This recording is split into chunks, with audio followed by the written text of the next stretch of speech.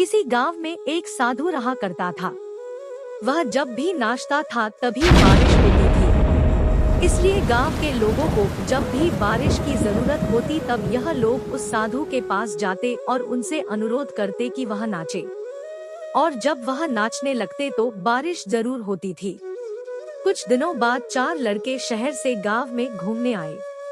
जब उन्हें यह बात पता चली कि किसी साधु के नाचने से बारिश होती है तो उन्हें यकीन नहीं हुआ। शहरी पढ़ाई लिखाई के घमंड में उन्होंने गांव वालों को चुनौती दे दी कि अगर हम भी नाचेंगे तो बारिश होगी और अगर हमारे नाचने से बारिश नहीं हुई तो साधु के नाचने से भी बारिश नहीं होगी। अगले दिन सुबह सुबह गांव वाले उन चारों लड़कों को लेकर साधु की कुटिया के पास पहुँचे। गांव वालों ने साधु को सारी बात बताई। फिर उन लड़कों ने नाचना शुरू किया। पहले लड़के ने नाचना शुरू किया। आधा घंटा बीत गया।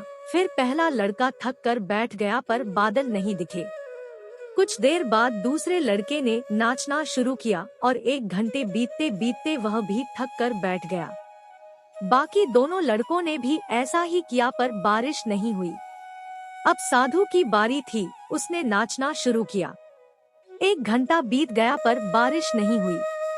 साधु फिर भी नहीं रुका, वह नाचता ही रहा। नाचते नाचते 2 घंटे बीत गए पर बारिश नहीं हुई। 4 घंटे बीत गए पर बारिश नहीं हुई, लेकिन साधु तो रुकने का नाम ही नहीं ले रहा था। धीरे धीरे सामने ढलने लगी कि तभी बादलों की गड़गड़ाहट सुनाई दी और थोड़ी देर बाद जोरों की बारिश होने लगी। यह देखकर चारों लड़के दंग रह गए और तुरंत साधु से क्षमा मांगी। फिर चारों लड़कों ने साधु से पूछा, बाबा भला ऐसा क्यों की? हमारे नाचने से बारिश नहीं हुई और आपके नाचने से बारिश हो गई।